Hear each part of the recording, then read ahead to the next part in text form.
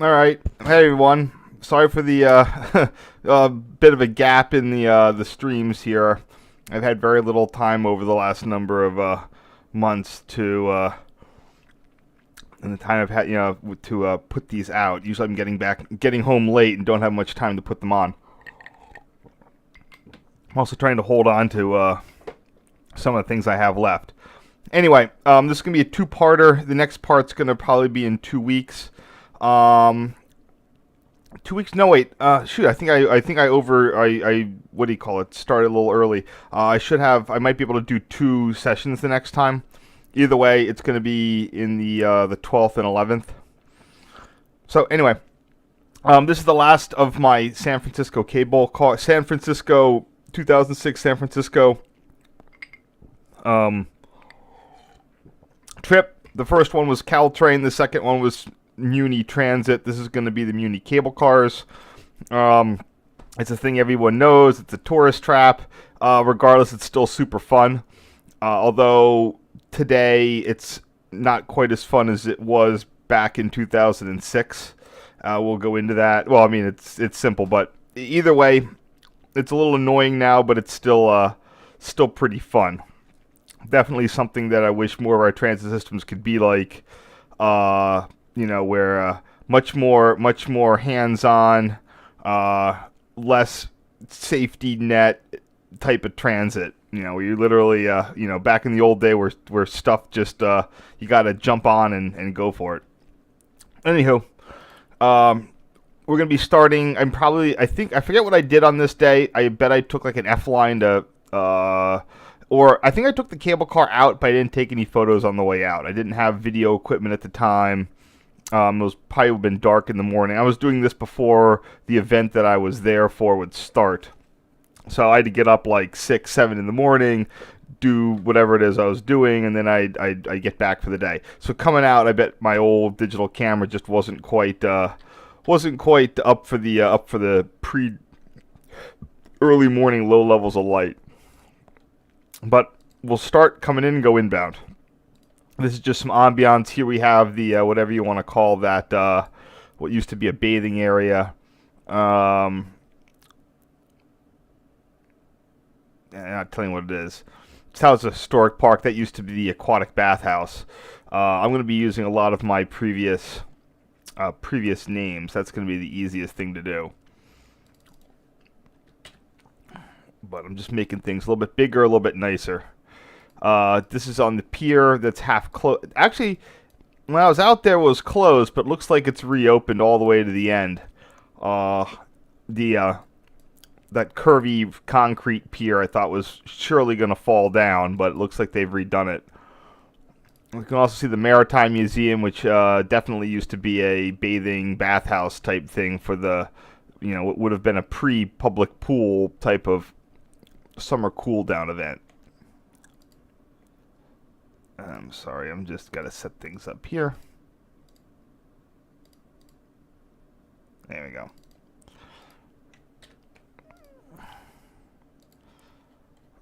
Oops, that's not what I needed. Here we go.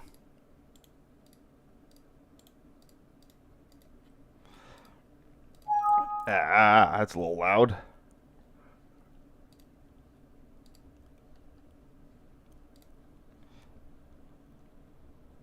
Sorry. Alright, we're good. So, as people may or may not know, there's effectively 2 cable car districts. One is the California line, which uses the double-ended cars. The cars will go up to the end point, and then they'll head back.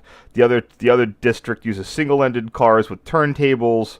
The most famous being the Market Street one. All of these have become massive tourist magnets. In 2006, they were definitely touristy, but they weren't quite the level that they are today. I forget the last time I was in San Francisco, and you really it wasn't you getting up was a choice because of your event. You had to get up, or you just weren't going to ride in any sort of reasonable amount of time. So. In 2006, you could be up early in the morning and you basically have no one except for some of the commuters. And there are people who do commute on these cable car routes. Where the hell? There it goes.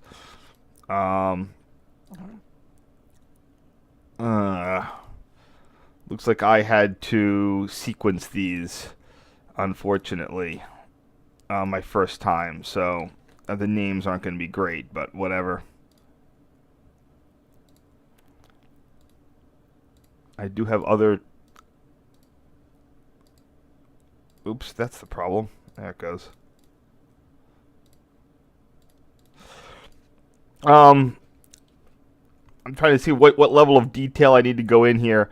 Everything you see on the cable car system hides what makes this complicated and costly. Just, the literal moving cables, winches, pulleys, all sorts of manner of like on a giant horizontal, and anything you'd see on a ski lift is basically under the street, less accessible, and was also completely rebuilt around in the mid 1980s. So the system is historic in concept. In construction, most of a lot of it was completely redone. But it's still an absolutely if you dig into it, you can see why it's so costly and why most places sort of quickly abandon this system of operation. So the first one we're going to be on I think it's Hyde Beach line. This is the one that most people will use. It not only goes to Fisherman's Wharf. I mean, I think the other one technically goes to quote-unquote Fisherman's Wharf, but this goes to the better part of Fisherman's Wharf. It also hits Lombard Street. It has the best hills. This is the premier line. Again, here we are early in the morning. No one's around. They are, they're doing a service. But today, even today, you'd see lines at this early in the morning. And it wouldn't be someone odd like the commuters.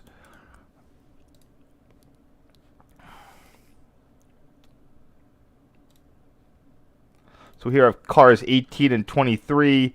I forget if these are all quote-unquote original. Because they're made of wood, you definitely have a Ship of Theseus situation going on. I'm sure most of the metal and all the core components and the frames are original. I think they might have built a few here and there, but it's one of those things that I wouldn't be surprised if I would be surprised if much of the wood dates back to the construction in the 19th century.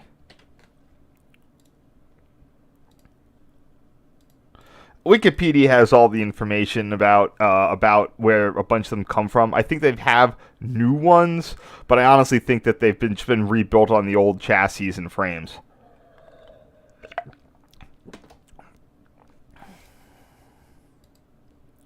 Here we have a nice view of 18 here. Cars will come in, they turn, the crews will take a break, they line them up, and then they depart on their schedule.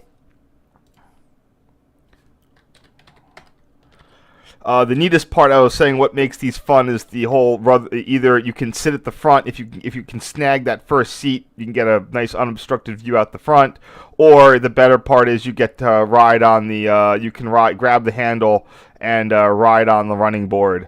They're going 7 miles an hour, I think, so even if you fall off, it's not a big deal.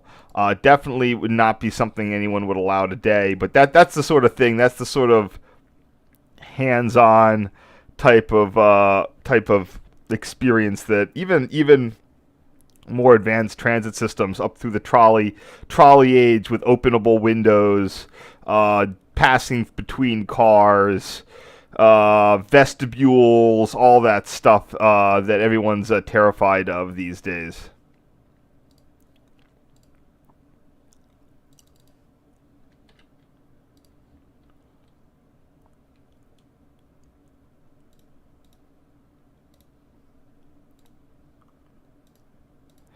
At some point, I guess this is a decent one. For anyone who doesn't know how the cable car system works, there's literally a cable running underneath in the conduit slot in the middle of the tracks. These are narrow gauge. It's 3 foot, like 9. The thing that makes it go is this a steel contraption called a grip. There's 3 states. You're either not holding a cable, it's holding a cable, but the cable is running through it without grabbing, and then you can grab the cable with a variety of friction. This case here, these cars are completely disconnected at this point. The conductor will come out, pull that handle, which raises the cable. In this case, it's a pickup point, and then the gripman can take the cable in a loose configuration. At that point, it's ready to go. When you tighten down on the cable, removing that slippage, the car will then move. It will accelerate to the maximum speed of the cable, which is around, I think, 7 miles an hour. You can also use the cable for braking down a hill, where it just grabs onto it. You also have track brakes. I'm not sure if there's at least track brakes, and I'm not sure if there's tread brakes or not.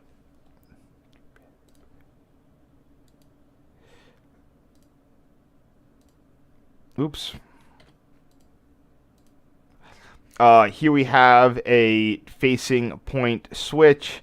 This is a non. All of this past that line there, where those X's are. That's where that's why that's a mandatory stopping point. But everything at this point, the cars are coasting. They drop the cable, and they either coast down into the turntable, or they can do I'm not sure why they would want to, but they could also take the switch here. That would put them facing the wrong direction. Maybe if something gets jammed up on the turntable or whatnot, they could enter the turntable in the other direction. Not entirely sure how that works. But these switches are definitely very complicated compared to normal trolley ones. We have just a single live mate, dead mate system. This one has to deal with the issue of the extra split for the cable car conduit. Or the cable conduit, I'll say. I'm going to refer to that as a conduit, the trough that the cable runs in, because that's ultimately what a lot of these were converted into conduit-style power operation for streetcars. I was just at the National Capital Trolley Museum, and they do not. That's the National Capital Trolley District's one shine to fame, conduit operation, and they do not let you forget it there. Ooh, that's a bad name.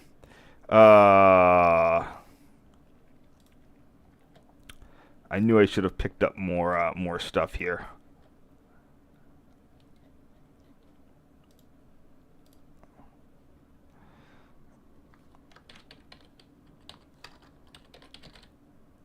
Let's see if I can. I need to get some other name stuff here.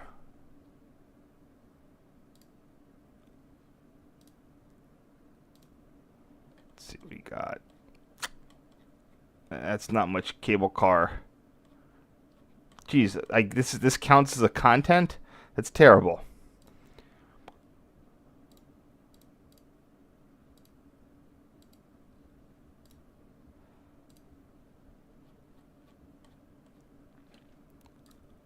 Sorry about that. 1 second.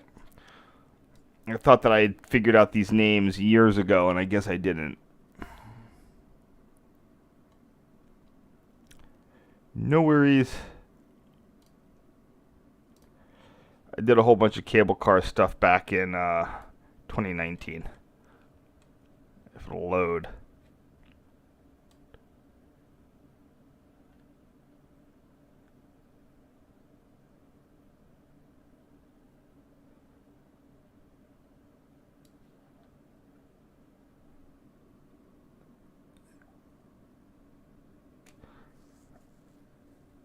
Looks like I'm just calling it the beach terminal. So there we go.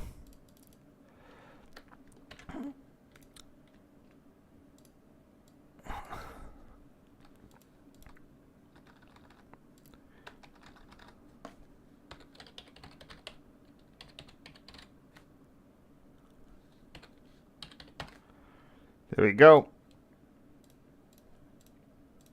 Next. There we go. This is just the cable conduit switch.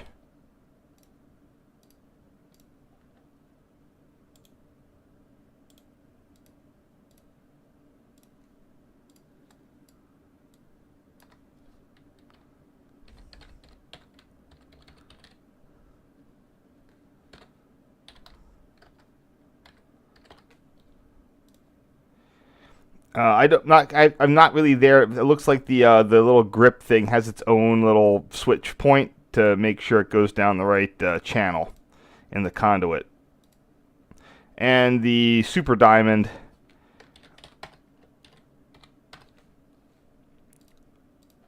all of this is just, you can see just how crazy it is. And I'm not even sure how you one thing that you're not seeing here is how is this all supported? How does this work with these cable conduit cuts all over the place?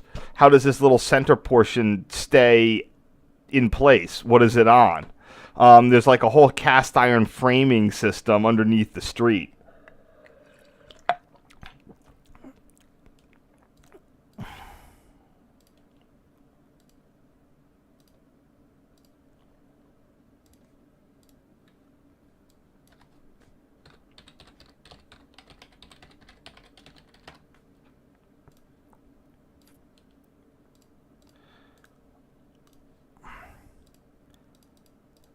And back on track.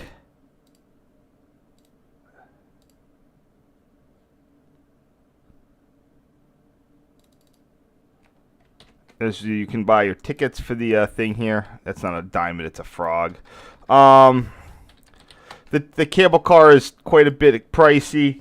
At the today, you know, it's some hugely expensive thing for a ride, or they'll sell you an overpriced cable car pass.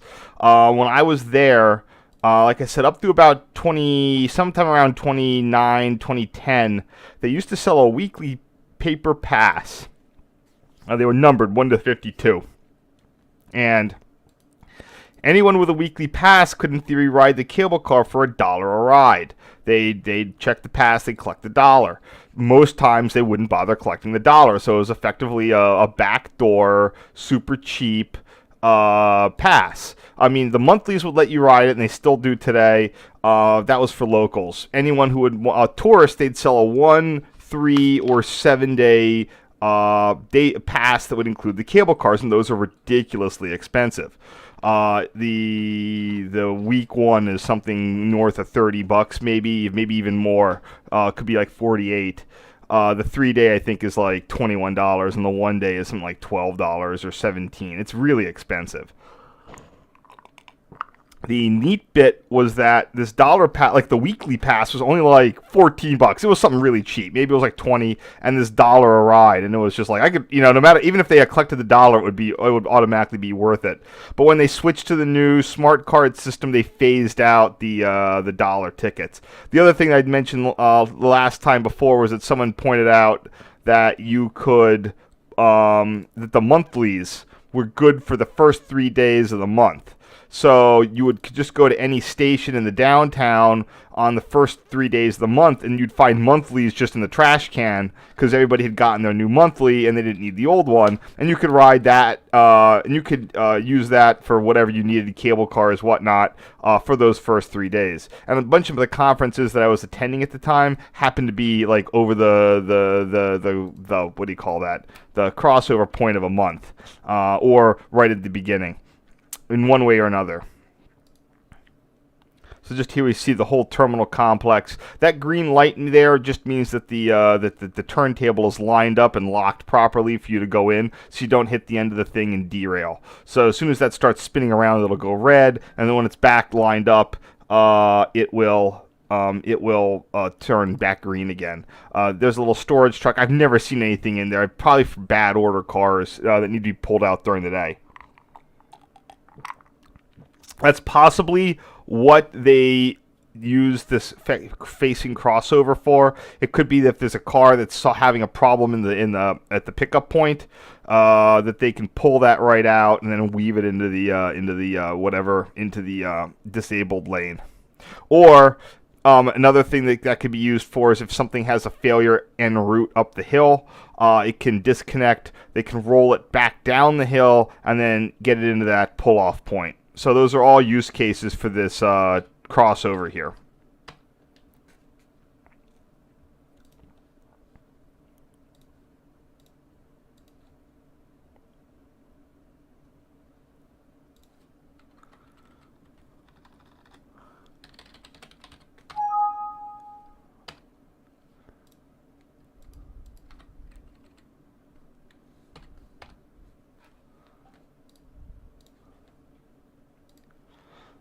And then the coming out, which I gotta look which street this is. So the terminal here is right there on the corner. The fact that there's no one there during the day indicates that this was most likely the current Google imagery was taken during COVID, because otherwise that would be absolutely packed with people. Huh. What the hell are they doing there? They're doing something with the old Russian Hill Reservoir. I guess they're putting in housing or something. That's surprising. Or they're making it a park. So this is Hyde. This is the Hyde Street of Powell and Hyde. Yeah, no information. I'll have to look that up on my other point.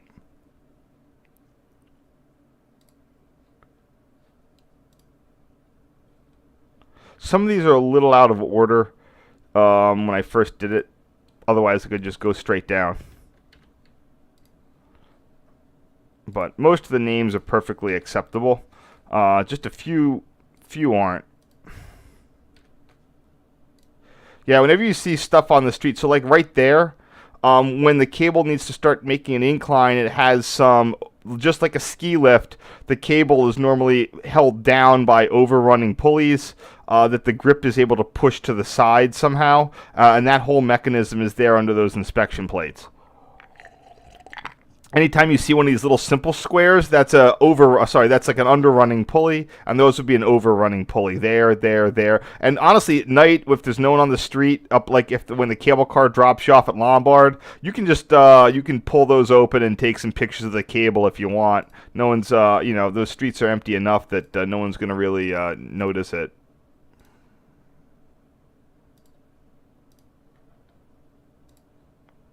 There we go. And let me see if I did this one right.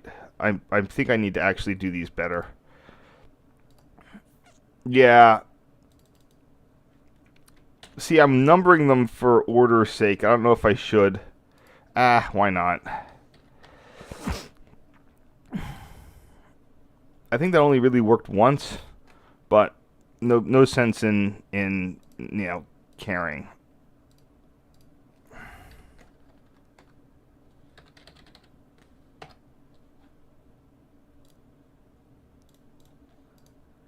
I sort of went away from that number your photos thing, unless I absolutely have to. Yeah, this is one of the Hyde Street incline going up to Lombard is definitely one of the party pieces. The other one is going to be going down Powell from California. You definitely feel the slope on this.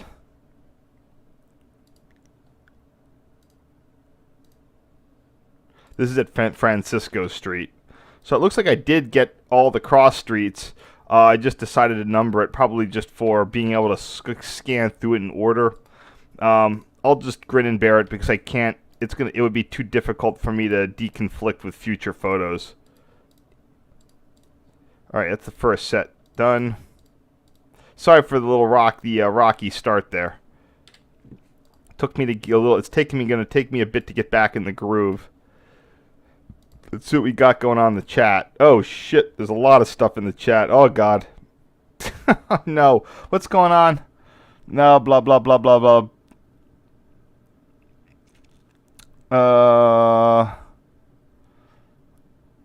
How much of the Sacramento and Northern is left? Is it all right-of-way these days? Or is there still some track on it for something? Yeah, I guess it's all BART.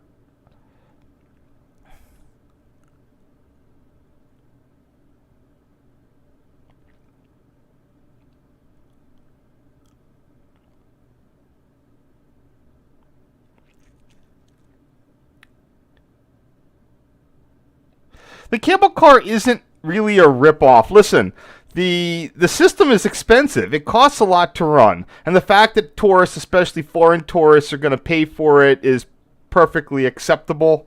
I wish they had some different options for people that were really, I like the system where, like, if you knew to buy the weekly, it wasn't going to be something a tourist is going to buy the stupid tourist pass. But I really wish they had at least um,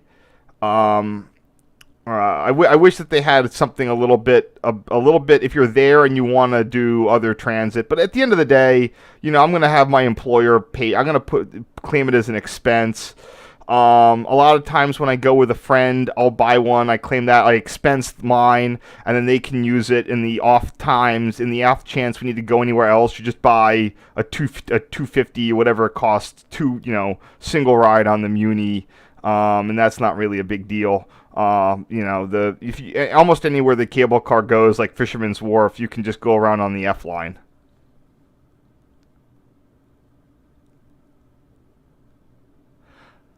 Yeah, definitely interurbans. You can still see interurban style signaling on like a lot of the light rail systems these days. Actually, still have a lot of stuff like that. Especially the Pittsburgh's 47L to Library.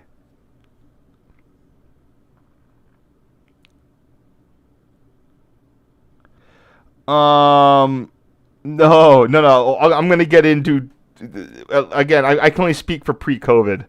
But the cable car system does not want for riders.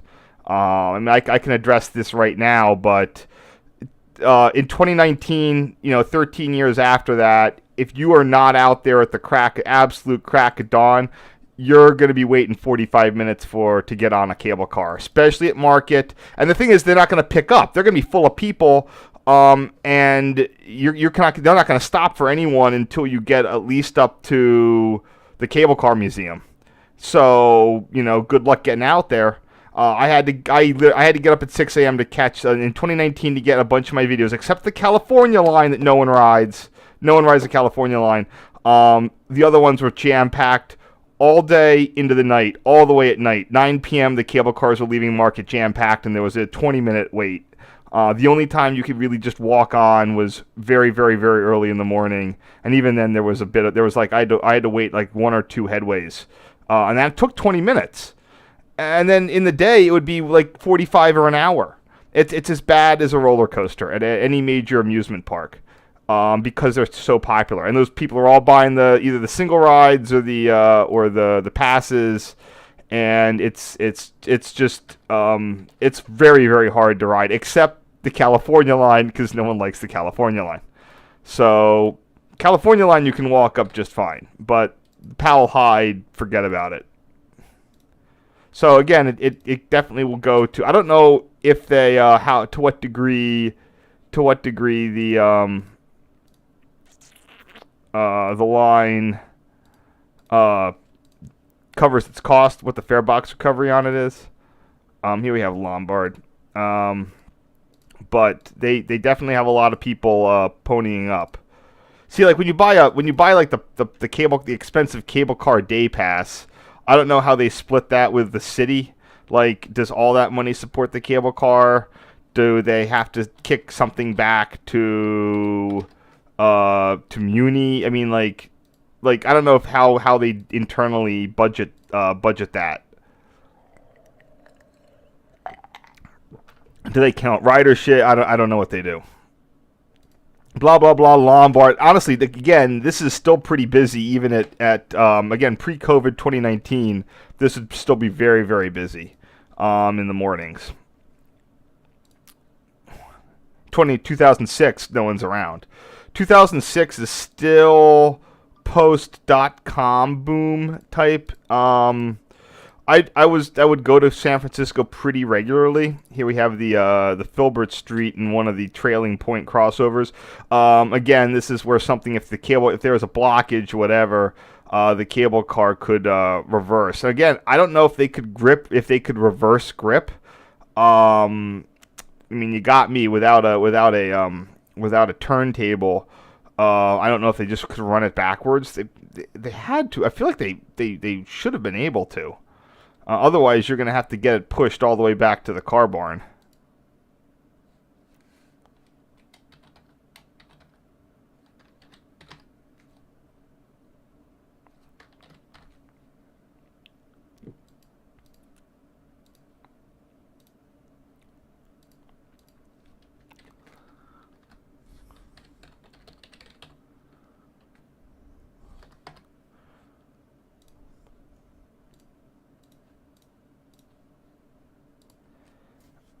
here we have someone who is out there waiting for the trolley.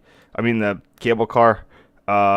There again, there was in the morning. There were a lot of regular riders, often Asian. That doesn't really matter, but like it's people local because this serves a lot of the Chinatown area. So in the stuff you see a lot of longtime locals.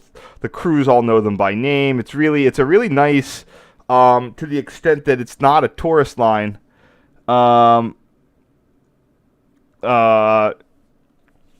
It does serve. This is not just a tourist line, depending on the time of day. It does serve a bunch of neighborhoods. People do use it, and it's definitely very nice to see that sort of altered.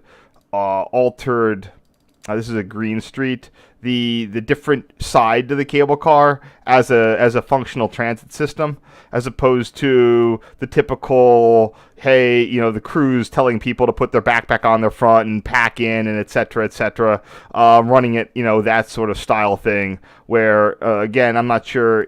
I don't know what things are like now. I know that COVID's not a thing anymore. Travel stuff isn't quite a thing anymore. But, with higher fuel costs, I don't know if we're getting a lot of, and China being crazy with its zero COVID policy still. A lot of the tourists were from various parts of Asia. I don't know if they were Chinese, specifically Japanese, like what the mix of that was. But if with the zero COVID policy, that's definitely going to cut down on. It might cut down on Chinese tourism unless they're all trying to flee.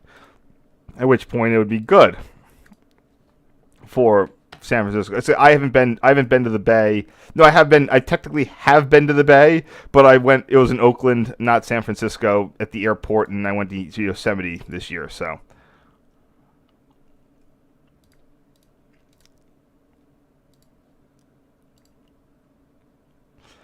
You have the Broadway Tunnel. Never really been through that, but it's definitely a thing. With all the hills in San Francisco, they do have a modicum of local transportation, road transportation shortcuts.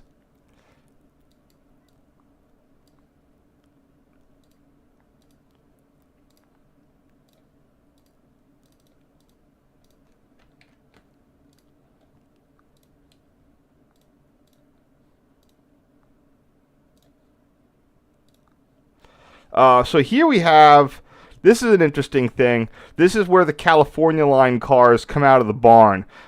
This is definitely something that I should probably go and do, as in, instead of just riding the normal lines, get out here early and you can see the California line cars going into and out of service. I don't know how persnickety, I don't know, so here's how this works. Here's an outbound Powell-Hyde Powell cable. Here we're on the inbound cable under that conduit. California line trains will come up here, they'll lift the grip, they'll take the little crossover, then they'll get into the stub terminal. It's really interesting because they have like double acting girder rail. So you have two tracks here, but only 3 rails. One of them has a girder on both sides. So here's where the California line cable is, and the double-ended car will come out, and then it will pick up the cable, and then it'll head up all the way, and then it'll go on a non-rev trackage to the California line.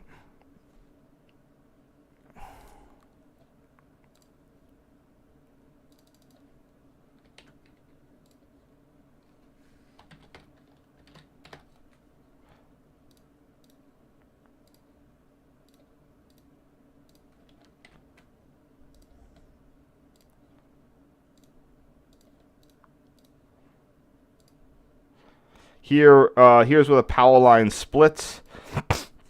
This is the outbound, aka northbound track. This is also a pull curve. There's 2 kinds of curves. There's let go curves and pull curves. That's exactly what they sound like. A let go curve is where the cable's going around a sheave, and if you stay on it, you're gonna cause some sort of problem when it destroys the grip or rips off the cable. Pull curves we can hold on the whole way, and this is one of them. You can see all these. There's the special kind of movable pulleys, so as the grip comes around, they can push out of the way.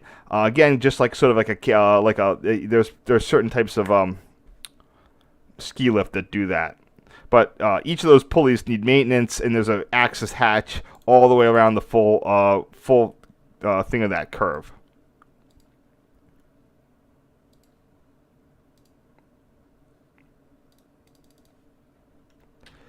8138 is the bus. Yes, it does have a lot of S. Almost all, I mean, the vast majority of its PCCs are Accepta. You know they're Accepta when they have school bus windows. If you don't know what I mean by that, I mean someone can tell you. But if you've ever been on a North American school bus, there's a certain kind of window that they have, and the SEPTA retrofitted, got rid of the original windows, and put in the school bus ones. I think that I have a picture of a PCC at the end, and I'll point it out.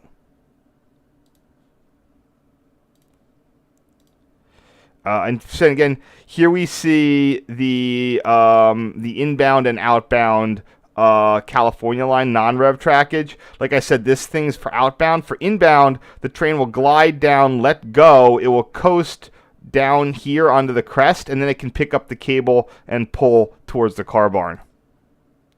Very efficient, and efficient as in they've made the minimum use of they definitely try to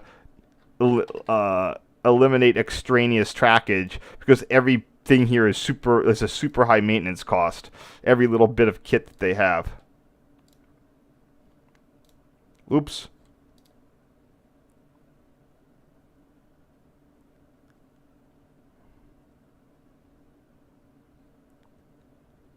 So hold on here.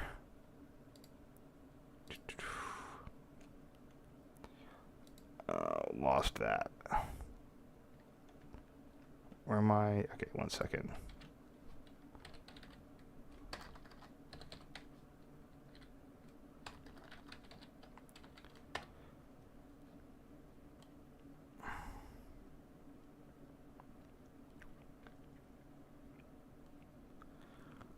Where was I? There we go.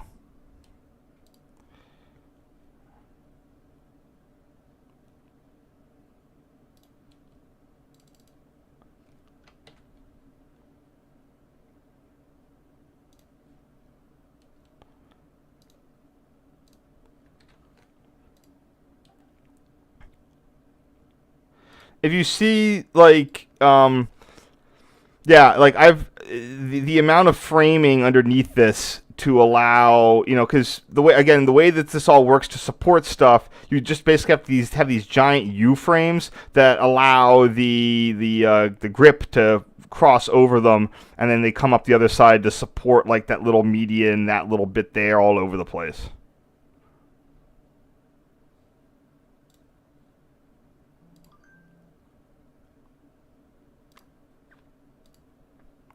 Here are coming up Washington Street inbound. This is one of the, this is one of the other nice steep inclines that you get. But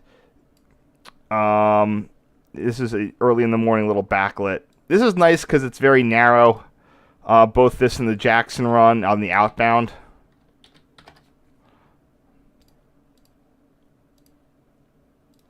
I'm pretty sure that because there was no one riding, I had a front rail fan seat on the bench. But like I said, sometimes it's fun to hang off the side on the running board. Although it's a little awkward if there's no one in the cable car and you just do it anyway. They give you the side eye for that. That's like, come on, and they're like, because that's really for when the car is full. And if you're just doing it on your own, they're gonna be a little skeptical. Again, here we have another regular rider. Here we have a trolley car. Hey, this is a stop. They just roll right out and get on. It's really really nice. Again, back 13 years ago, I don't know how much of that special early morning uniqueness you get. I noticed quite a lot of it on the California line in 2019. So here we have the Transit America building at the top at Jones Street. If you're ever wondering why San Francisco has like that one office tower, I mean, it has the Salesforce Tower now, but this just goes back to California's terrible land use and environmental regulation, whatever. It's a veto-ocracy, so pretty much after that, everything just gets vetoed, and it sort of kept San Francisco the way it was. You can't really change anything. Yeah, here we go. Again, you got another regular person ready to get on. Well, I've gone through another bunch. That was fast.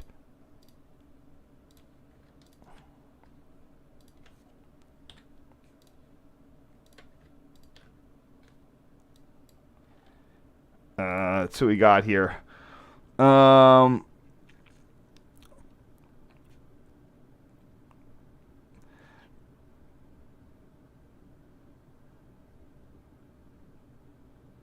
it's the part of it is in San Francisco is it's less of the stuff, but it's due to possibly due to there was also a general police strike going on.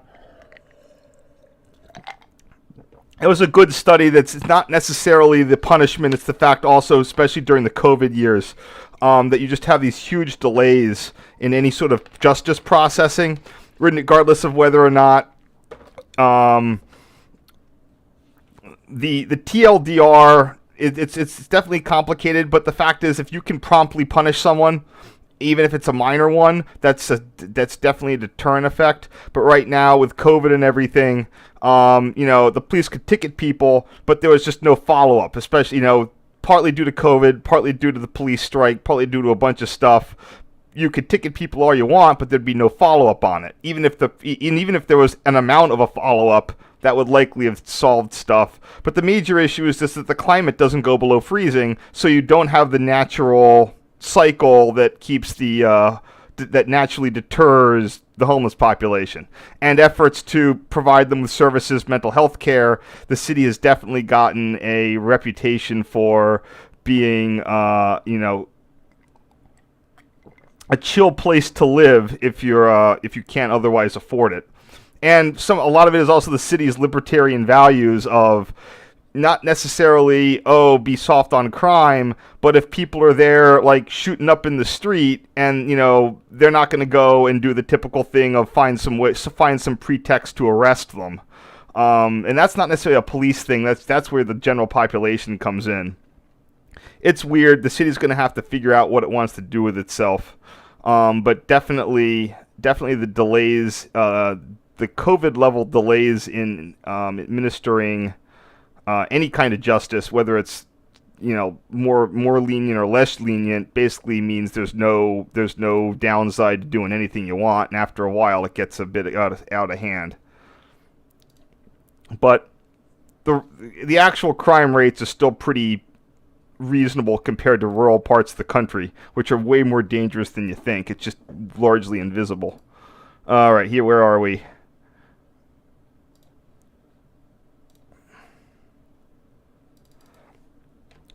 Not trying to disagree, it's just one of those things where it's complicated in a variety of ways. I need to check. I should have checked if there was any other things besides complaining about whatever. They're not quite as complicated as the cog railway, because the cog railway you have to do weird fold-outs with the cog system. Like those the 17 steps for aligning a turnout on the Mount Washington. The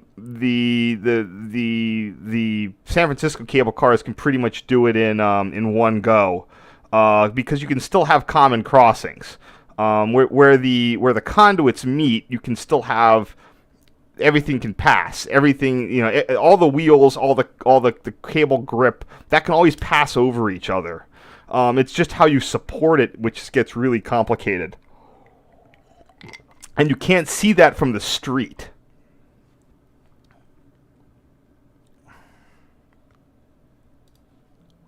Where are we here? Oh, I need to get a name. Yep, there's the name.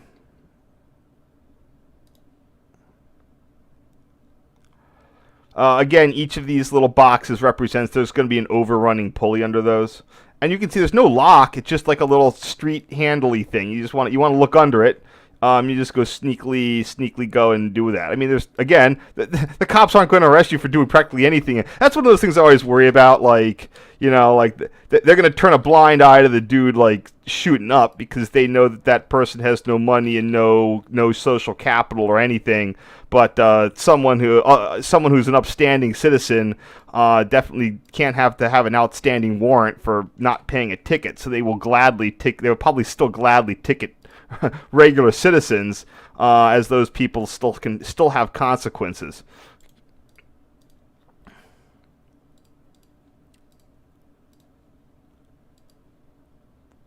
Is this a pull or not? Let's see. Oh wow! I actually tried to lighten that one. Let's see what I can do. What? This backlighting was just playing absolute havoc with my phone these days. Yeah, see, unlike my original thing, I now know the techniques to lighten the shadows only. It still doesn't look great, but whatever. Approaching the Cable Car Museum. I forget if I... There we go.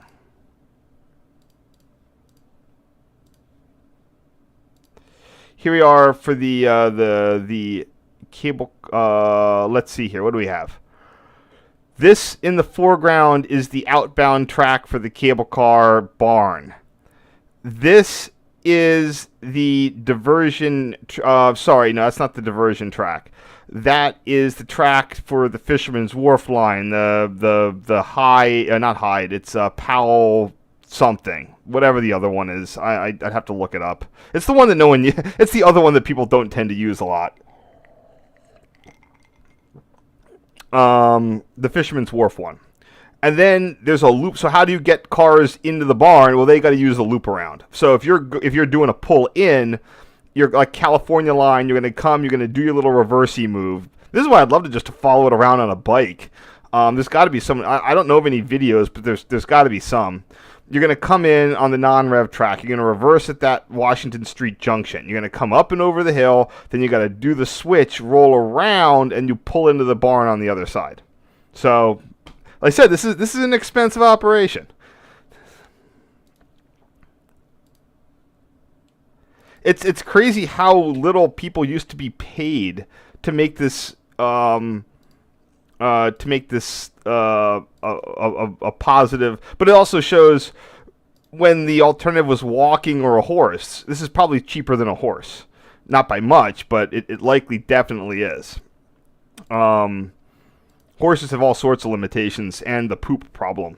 So this is definitely going to be better than a horse, but as soon as we had something better involving electricity, this was dumped. But it just shows you to the extent of how the importance of any degree of automation or powerization, industrialization, that this insanely complicated system was replicated in many cities across the world. I mean, in the West, Paris, like London, Philadelphia had cable cars, D.C., Baltimore had cable cars, New York had cable cars, San Francisco had cable cars, Chicago I don't know about.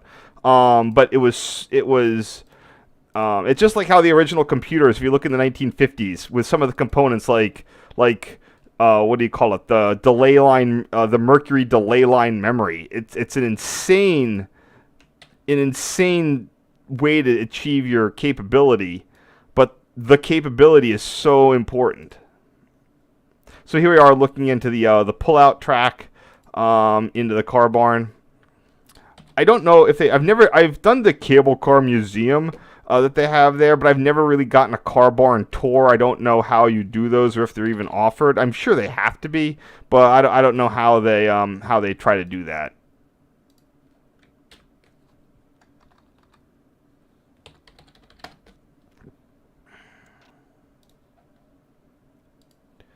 And here we have the converging trailing diamond or trailing crossover coming out of the barn.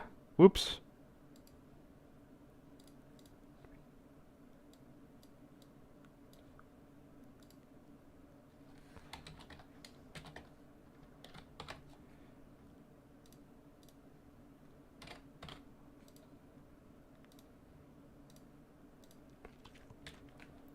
Ultimately, what draws people to the Bay, and to a degree SoCal and San Diego, is the weather. I mean, that's why I have so little sympathy for the people there. Because they're, I mean, yes, it's Silicon Valley and blah blah blah blah blah. But ultimately, people came for the weather, and that is backed up. This is the Bay and San Diego, and mainly the Bay and San Diego. There's this chart that someone had that showed like overall like climate. It takes in minimum temperatures, maximum temperatures, humidity, etc. And it's like all of Europe is in the green. You know, most of Europe is pretty green, and in the United States, everything is like terrible except for San Diego and the Bay. They are the only two parts of the country with year-round nice weather. The only two parts, and all the people who are weak flock there, and they will pay whatever it takes to avoid snow or humidity, and that's why I have absolute contempt for them. I mean, I don't care. Like, I'm not gonna be like, you know, there's a lot of people like, oh, Look at the terrible Bay Area housing policy. We need to fix it. I'm like, no, people who are so weak that they can't deal with heat and snow absolutely deserve to pay $4,000 a month for rent. Screw them. That's their choice. Because they're weak.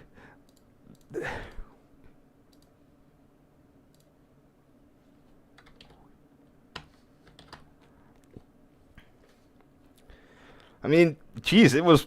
God knows how humid it was today. I walked home from the transit station. By the time I got home, it wasn't even that hot. You know, the back of my shirt was all just damp because it was just so muggy and terrible out. But whatever. You know, I go someplace dry like Colorado, and then I have superpowers. You can, like, lift a bus. It's just like high-altitude training. Here we have just a quick thing of the grips. Hold on here. I'll put in a different name here. I'm sure everybody... So, a couple quick things. Let me just try to remember which is which. So there's two levers. One of them is the grip. I forget exactly. Unfortunately, I don't have the thing here. Hold on. Let me figure this out. Okay. One of them is a brake. One of them is the grip for the cable. And there's a third one, this red thing, that's the emergency brake. And that's like a super duper track brake. It's like a wedge that wedges itself in the conduit slot. It will not only stop the car at a rate that will probably injure people, but it also might damage things.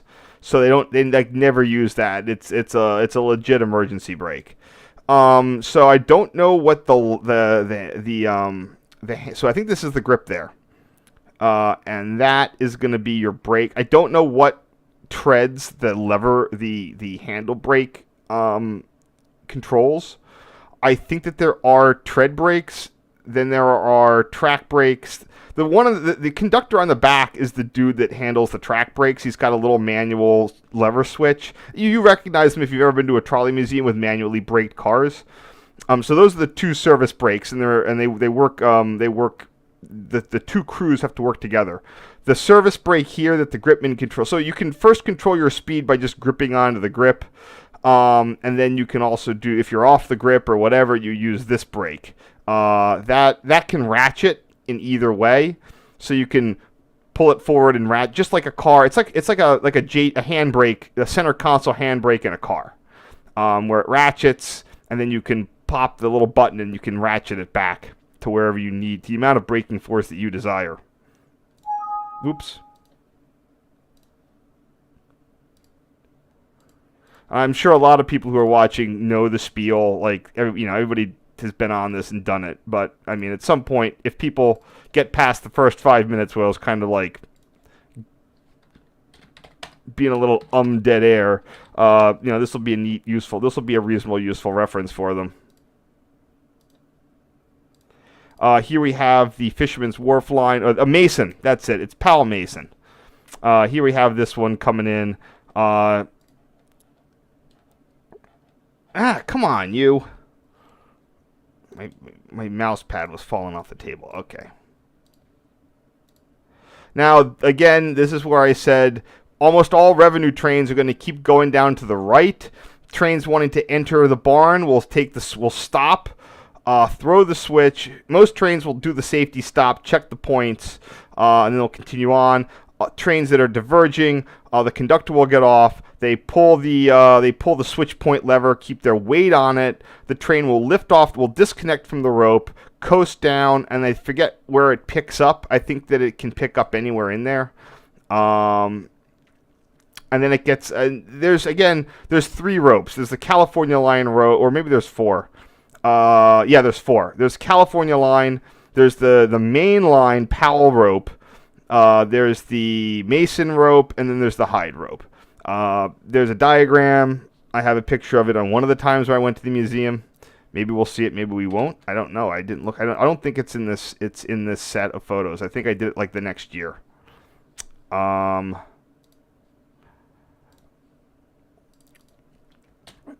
But that would give you the exact place where they, the exact rope that they're on. But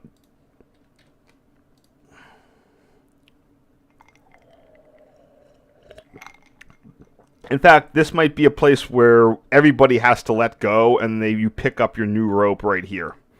Which would, here you'd be getting on the Powell.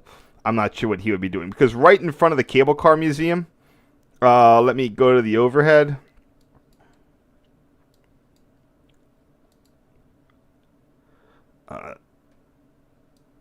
There's a lot of these weirdo tunnels.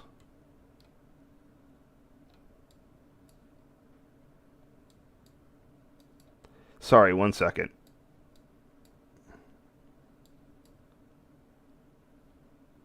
There's the cable car barn.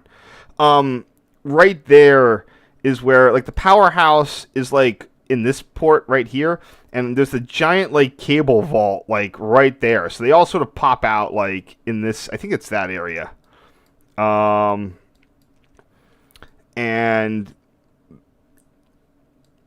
so that's where you have all your big division points. They all sort of, that's where the big cable junction is. Now, of course, you have some deadhead cables as well. Anyway, back to the show. Oh, this is really neat. This is like the coolest common crossing. Like, again, you have a double girder. Wait, hold on. I closed the other one too quickly. So, if you're making a left, you come out here, so you're on the left side of this common flangeway of common rail. The other guy's going right is on the right side. Wait, hold on. No, you're right. Sorry. Wait, I'm doing this wrong. Yeah, the thing's on the inside. I forgot how railroads work for a second there. And I don't know why they do this, but flange is on the inside. So yeah, this is the common rail, and for whatever reason, you have this sort of gap where they're sort of together. The Powell line will cross to the left rail, and then it swings back over there. Whereas the left turn will cross again. It goes from this rail to that side to back to that side. I don't know why they do that, but that's what they do. Sort of a very unique kind of crossing frog type thing there.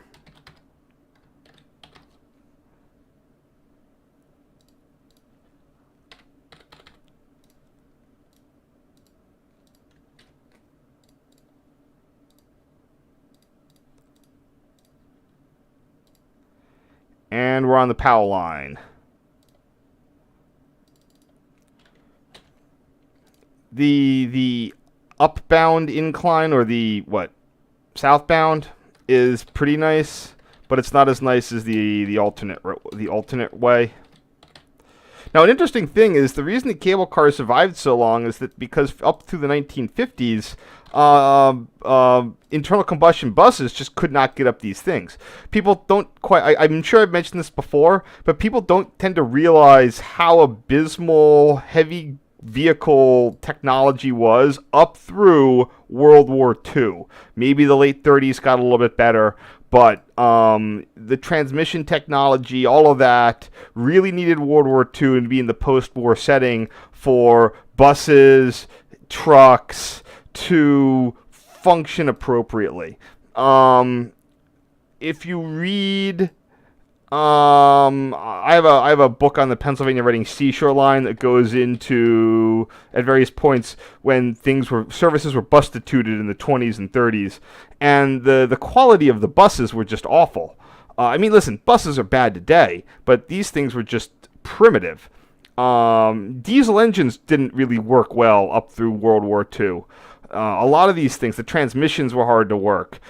Double clutching, limited gearing, just vehicles, road vehicles weren't really good until World War II made them good. And at that point, you went from a situation where you had to have a cable car. A non-cable car won't have the adhesion to get up these slopes, so you had to have these cables. And then finally in the post-war, you finally get buses that can manage it. And that's when the cable system, I think one of them was private even. There was a couple private ones, and there was a lot of cable lines into the 50s that people can go and, again, I'm not trying to be Wikipedia here. Get on Wikipedia, look it up. The three lines that we know today, California Cable, I think was one of the private cable lines. And the municipal one had a couple routes. There was a bunch of routes, like 4 or 5. And they started a bunch of consolidations and finally ended up with the 1980s rebuild that really just locked in the system as we know it today. I'd have to go read the history on it, but it is pretty neat. But today it looks like it's this one unified thing that exists, and it is the process of multiple amalgamations where they would take the end of this line, the end of that line, they'd merge it, and you'd go from like 7 or 10 cable car routes around World War II down to fewer, and then the 3 that we have today. And it was especially in that 1980s consolidation. Okay, next. Oh, did I finish everything? Wait, hold on. Yeah. All right, almost to the last bit here.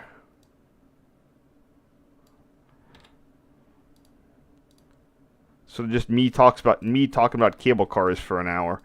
I'm going to come up to the California line here in a second.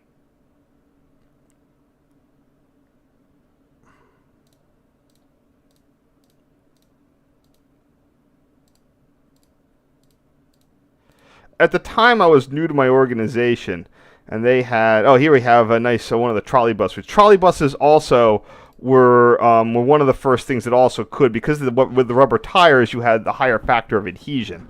So trolley buses also, if they couldn't do it with a cable car, then they would try a trolley bus, and if the trolley bus, if your first alternative would be a trolley bus, and then if even that couldn't do it, it stuck with a cable car.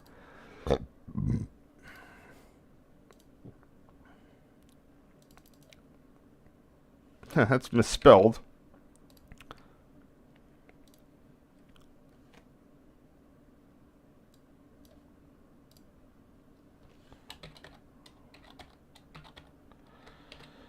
Uh-huh.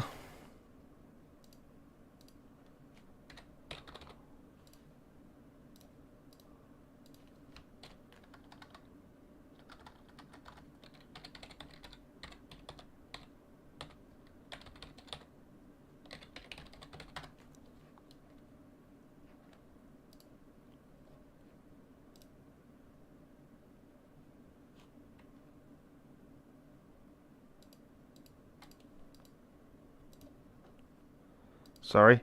Again, climbing up the Hyde line all the way up to the California line crossing that I'm sure most people are very well aware of. Whoops, I went one too far. This is at Sacramento Street.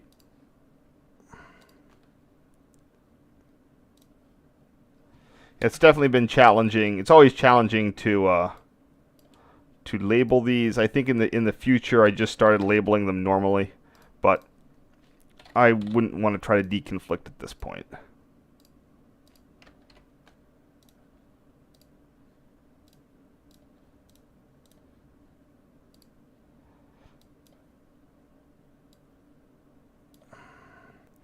Here we are approaching the common crossing on California with double-ended cable car number 26. There's a question. I wonder if the double-ended cars can work on the... See, there you go. I bet they can't, but at the same point, that would explain why you have facing point crossovers at all the terminals if it is actually possible to run a double-ended car on the turntable lines.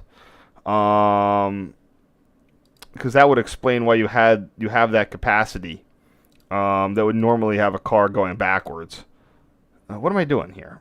Oh, I'm renaming it. All right.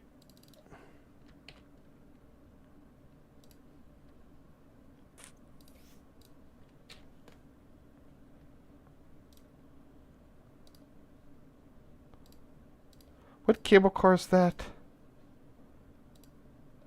Number 56.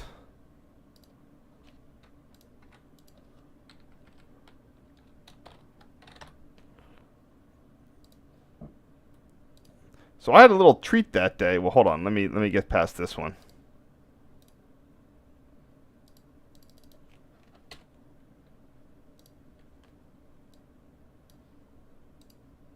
So what makes when I say double-ended car, they literally have two sets of grips. They got a grip on one end, they got a grip on the other.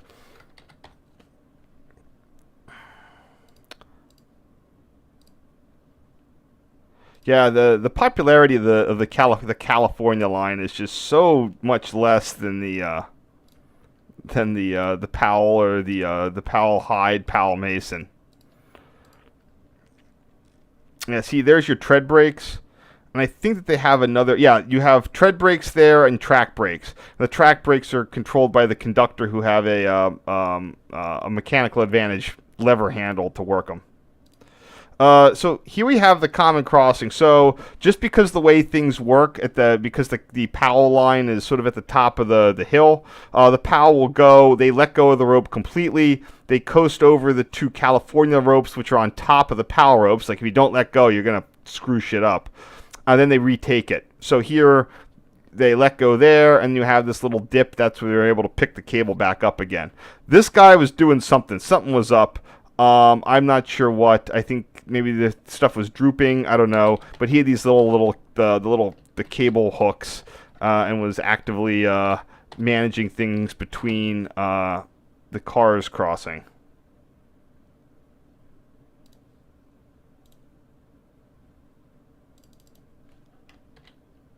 I'm calling them a switch tender, even though there's no switches here.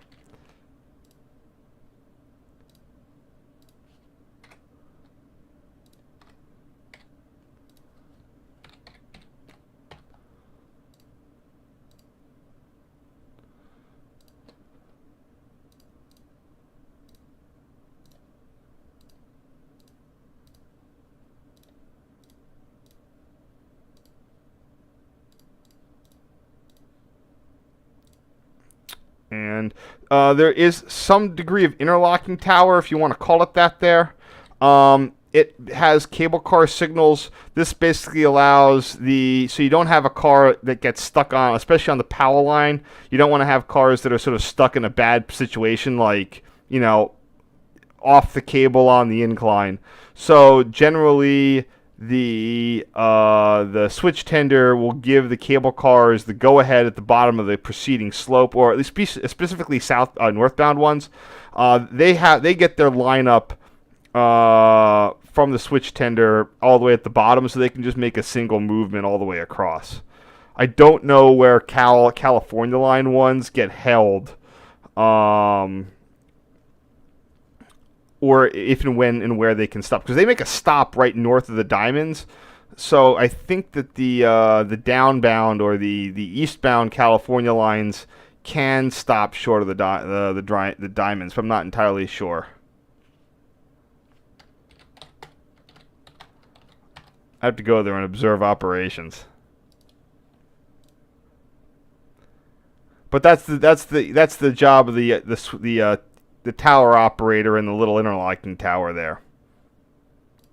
Because again, there's no switches; it's just interlock signals.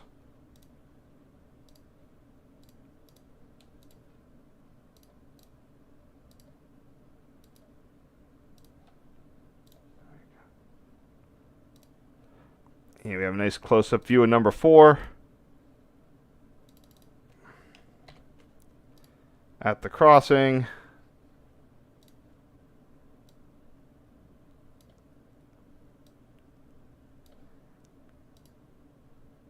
Did I forget to check the chat? I think I did. Yeah, I forgot to check the chat. Give me a second.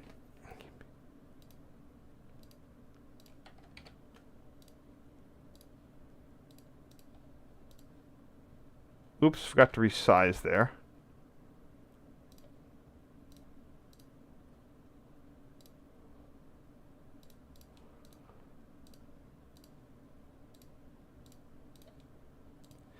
Let me do a quick chat check. What's going on? Blah, blah, blah.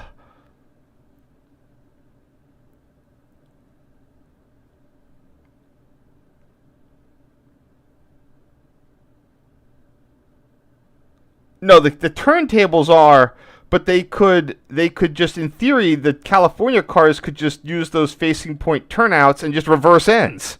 Like, they have 2 ends. So I don't know. I'm not sure. That would explain why you would have a facing point crossover. You could just cross the Caltrain, the California line car, and flop it. But I've never seen one. I don't think they'd do it in revenue, but I don't know if it's a thing that's possible. This is neat on the hill. They got the sort of the cable car zones. This today has all been painted red. A lot of the where the city has transit lanes, they paint them red now. In this case, they were really resorting to using text. I walked up here when I visited here with my dad in 2014. He was starting to have some additional cardiovascular troubles. But again, we had the midday issues in 2014 that the lines were so long that I was trying to get to a specific restaurant. We take the cable car back, but we walked up the hill. He was super gassed by it. But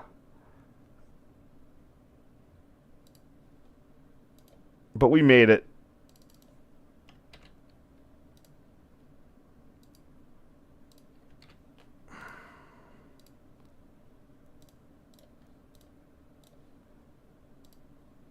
And again, we can see the more complicated things where you have the underrunning pulleys.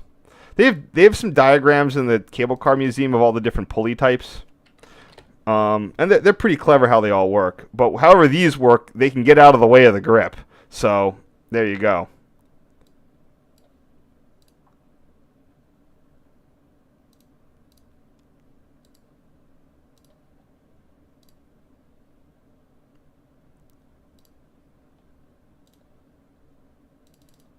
This is at Pine Street, for anyone paying attention or keeping score.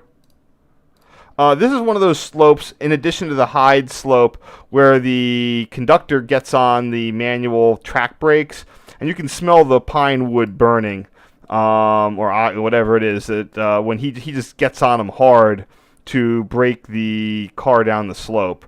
I don't, to the extent I don't know how much they can. One of the issues is when you can use the cables to mildly brake you, as in you're on it going 7 miles an hour, even if you'd be running away way faster.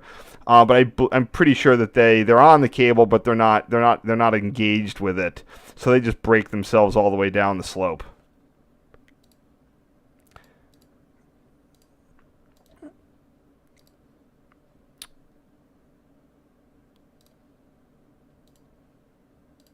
Here at Bush Street. Oops. Oops, too much.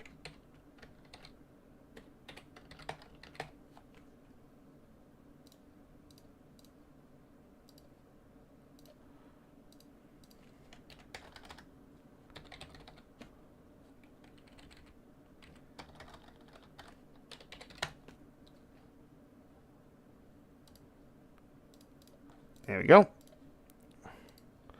And number 6 at so here we have a Mason train. So the Mason trains have the yellow sign. The Hyde ones have the purple sign. They can be whatever sign they want. They can just flip it. Yeah, this is it's first is Hyde Beach. This is Powell Market to Bay and Taylor, aka Fisherman's Wharf. Again, I don't think that is nearly as popular as the other one. Most people will just take it to Hyde and Beach, and then they'll walk over to the Fisherman's Wharf one and probably take that one back. I've never been in a position to gauge the midday lines at the quote-unquote Fisherman's Wharf terminal. I'll show you the issues with the terminals in a second.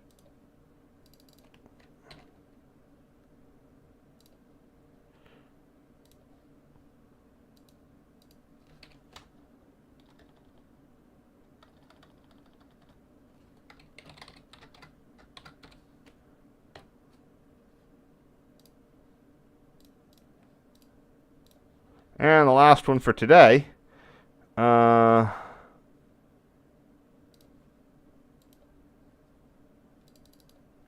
Suter Street.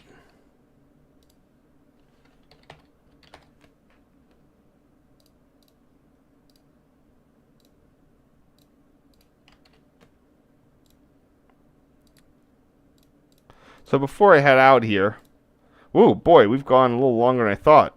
That's strange. Just a quick thing to just show off here. Let's go to the map for ease of use. So there's the Mason line. Comes down, makes that cool flying curve on the diagonal street, which is Columbus. Goes down Taylor to Bay, which is somewhere. There it is. So here's the issue with this one. It says Fisherman's Wharf, and where is Fisherman's Wharf? I guess it's all over in here.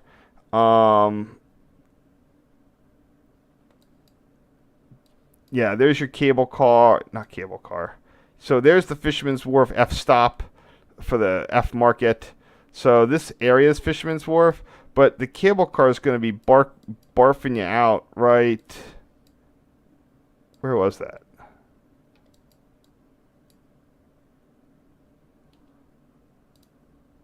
There it is. Yeah, so you're still a good 2 blocks away. So there's the F line terminus. There's the quote unquote Fisherman's Wharf thing. But if I'm in the zone of Fisherman's Wharf, it's practically the same walk to go to the Hyde Beach terminal, which is there. So there's Bay Taylor right there, and there's Hyde Beach. And there's Fisherman's Wharf. So how is this the Fisherman's Wharf stop?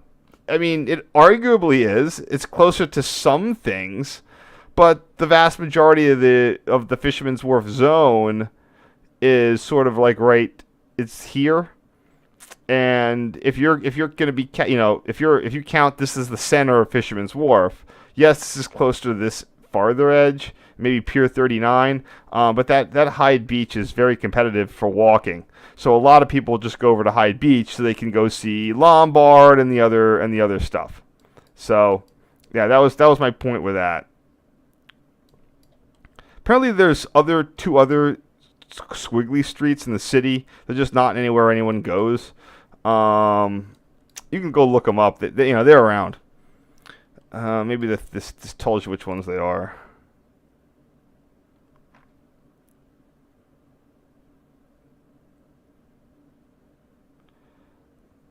Nah, it doesn't tell. Wait.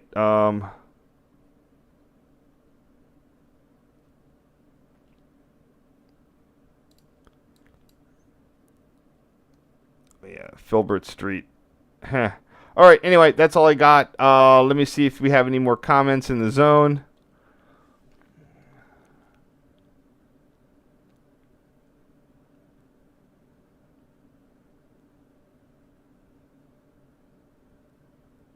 Okay, thanks for coming in. Tomorrow, let me just see. Maybe I can get a quick preview of what we're doing tomorrow.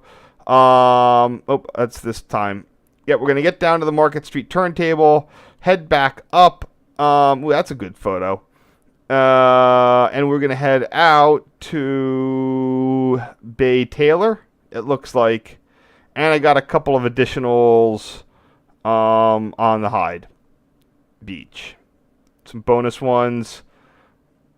Me on that running board, and then yeah, following up with it. So someone asked about those school bus windows. Those are the school bus windows. You know, the thing with the two latches at the top that you have to squeeze in. You pull the window down. Those are school bus windows. This is a former SEPTA car, so that's how you can tell. See, those are not legit windows. The legit ones had a crank that you'd sort of work. So I hope that answers the question. You all have a wonderful day. And I'll see you not tomorrow, but in 2 weeks.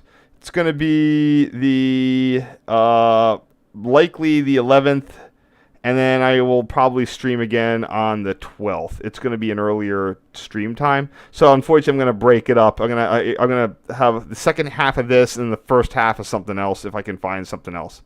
All right. Anyway, have a great day. And I also got a new tower thing posted on my Position Light blog on Glenwood Tower. You might want to check that out. All right. I will see you around. Have a great day.